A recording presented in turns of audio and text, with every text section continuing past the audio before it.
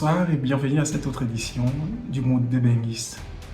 À la une, nous parlerons juste du voyage. Si vous voulez alléger les agents d'immigration, c'est toujours bien. Si vous disposez des moyens, ne vous faites plus arnaquer. D'ailleurs, vous verrez plus dans cette édition. Parfois, lorsqu'on parle des réalités, certains ne comprennent pas. Il faut être souvent là pour les vivre. Tout au long de cette édition, vous comprendrez mieux.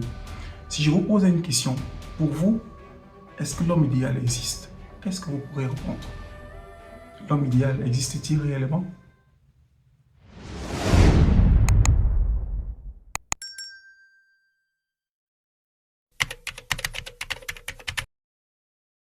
Sortez! Venez voir. Une grande agence comme Canada Travel Center, des groupes bandits, voleurs et arnaqueurs en ce qui concerne le visa de travail Luxembourg. Je vous ai toujours dit que si je me lève pour dire que quelqu'un vole, quelqu'un a volé, c'est avec les preuves. Oui. Parce que les gens ici là, ils ont délivré un faux contrat de travail à une dame au nom de l'entreprise qui est une entreprise luxembourgeoise. J'ai appelé l'entreprise m'a dit que, hey, ce sont que les qui?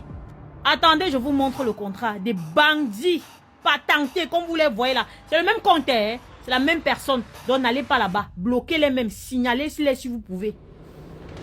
Voici le torchon. Le torchon qu'ils ont présenté à une dame, disant que c'est le contrat de travail.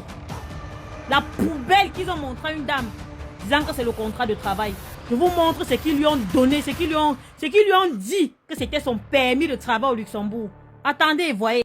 Voici le document qu'ils ont remis à la dame, disant que c'est son permis de travail au Luxembourg. Vous-même lisez. Est-ce que ça, c'est un permis de travail?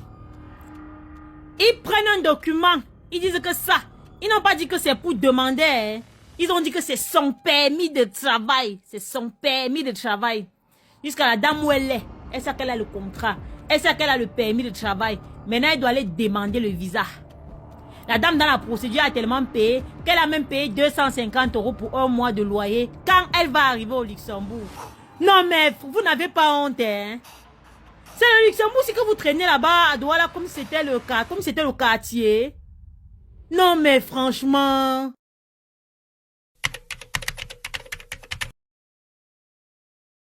C'est comment les gars, voilà, il y a quelque chose que je ne comprends pas sérieusement. Je ne sais pas c'est quoi, je ne sais pas si c'est une nouvelle politique ou bien qu'est-ce qu'il y a. Il y a un an, moi, il faisait les vidéos pour dire non, les gars, venez au Canada, le Canada est bien, ouais, il y a du travail, parce qu'en ce moment-là, peut-être moi, j'ai changé au moins 5 boulots en un an. Ça veut dire que quand un boulot ne m'arrange plus, il décale, il met d'un autre boulot. Mais maintenant, là, les réalités sont plus les mêmes, les gars. Il y a un an, ça a changé, les gars. Il y a des gens qui sont venus 6 mois, 7 mois, ils ne travaillent pas. Imagine ces personnes n'ont pas de soutien de leurs parents. Imagine les personnes dont leurs parents ont cotisé 4-5 millions pour pouvoir les faire venir au Canada. Et puis maintenant, les parents sont là. Ils continuent leur petit business. Ils ne peuvent pas envoyer l'argent au Canada. Parce que eux, l'information qu'ils avaient, c'était quoi? Arriver au Canada ici, tu peux venir travailler et puis t'occuper de toi-même.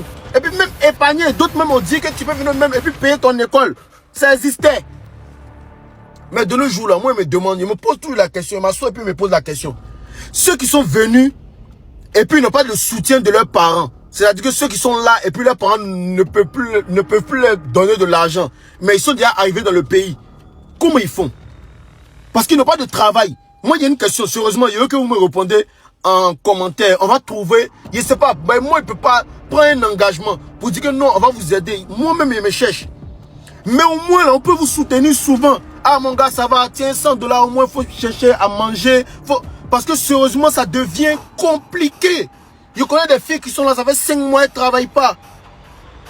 Et vous savez, quand une fille se trouve dans une position comme ça, où elle n'arrive pas à travailler, elle est là, c'est compliqué, elle ne trouve pas de travail, vous savez, ça donne la facilité. C'est pas au-delà d'elle. Mais des gars viennent la draguer. Elle sait que si elle sort avec ce gars-là, elle peut avoir 200, 300, 400 $. Et voir dans ça, elle a 2-3 gars parce qu'elle doit payer son loyer. D'autres vont se trouver à faire foyer avec des jeunes ici. Maintenant, il y a toutes les filles qui viennent d'arriver au Canada sont en couple. Elles sont dans le foyer. Parce qu'elles sont arrivées, puis elles ont vu que les réalités ne sont pas les mêmes. Elles ont fait 1-2 mois chez leurs camarades. Leurs camarades trouvent qu'elles sont devenues une charge. Après là, elles vont chez garçon. Parce que garçon, forcément, les gars vont vous draguer au Canada. Forcés, ils vont vous draguer. Bon, imagine, tu n'as pas le soutien de tes parents. et que tes parents ne peuvent pas t'envoyer l'argent, pas qu'ils ne veulent pas, mais ils ne peuvent pas, ils n'ont pas les moyens. Un parent qui est à Abidjan, qui envoie 500 000 à quelqu'un au Canada, 500 000 c'est 1000 $, tu payes une maison 700 $. Quel parent peut donner 500 000 chaque mois à son enfant au Canada? Ils sont rares. Ils sont très rares. Donc, c'est vraiment compliqué. Je me demande comment les gens font pour vivre. 6 mois, 5 mois au Canada sans comment on appelle, sans salaire. Comment vous faites pour vivre? Moi, c'est la question que moi, je me pose. Parce que maintenant, je me mets à la place de beaucoup de personnes. Parce que moi, ils parlaient. Oh, les filles du Canada sont des bordels, les filles. Mais sérieusement, c'est une réalité. Ça fait 5 mois, je ne gagne pas de travail. Je ne sais pas comment il a fait pour vivre. Et puis, un gars qui veut me draguer, mais il habite chez lui. Il habite chez lui. C'est mieux d'habiter chez lui qu'aller vivre dans la rue. Ça cause les gens se vendent. Au moins, les filles peuvent se vendre. Mais les garçons, là, comment vous faites? Sérieusement, sérieusement, je ne sais pas si c'est une politique et que les entreprises ont décidé de ne plus embaucher des étudiants. Mais sérieusement, c'est très compliqué pour les étudiants au Canada aujourd'hui d'avoir un boulot. Mais les gars, force à vous, restez en prière et Dieu fera. Si le fait de rester encore persister pour qu'un jour tu aies du travail, c'est bon. Mais je ne vais pas conseiller une fille d'aller, comme c'est Dieu ne trouve pas de travail, il même me vendre. Les garçons sont prêts à payer. Nous les garçons, on est prêts à vous payer. Mais au finish, qu'est-ce que tu gardes de toi-même? Il y a des filles qui sont gâtées au Canada ici comme ça. Ne pensez pas que c'est elle-même, c'est gâté. Canada, c'est gâté. Les étudiants ne peuvent plus trouver du travail. Comment ils font pour vivre? Ça n'explique pas le fait que les filles se vendent. Non. Ça n'explique pas. Mais les réalités sont là. Vous-même dites-moi comment les gens qui sont venus au Canada, ça fait 5-6 mois et qui n'ont pas le soutien de leurs parents. C'est-à-dire que chaque mois, leurs parents ne peuvent même pas les envoyer 500 000. Comment il faut pour vivre? Sérieusement, c'est compliqué. Les parents, avant d'envoyer vos enfants ici, assurez-vous que vous-même, vous avez un peu d'argent pour même garantir 1 an de vie de vos enfants au Canada. Au moins 1 an de vie. Si elle a trouvé un travail avant ces 1 an, Dieu merci. Mais si elle n'a pas trouvé, vous pouvez assurer sa vie pendant 1 an. Si ça ne va pas, si elle doit rentrer, elle rentre. Mais devenir une bordel au Canada, c'est l'avenir de vos enfants que vous êtes venus gâter. Vous pensez que vous êtes venus arranger l'avenir, mais le pays où vous pensez que l'avenir de vos enfants seront arrangés en train de gâter. C'est chaud les gars, c'est chaud. Moi je faisais une vidéo pour dire, tu viens ou tu restes là-bas. Je vous dis aujourd'hui que c'est chaud. C'est très très chaud. Malgré ça, il y a d'autres qui sont en tête, qui viennent encore. Venez. Venez.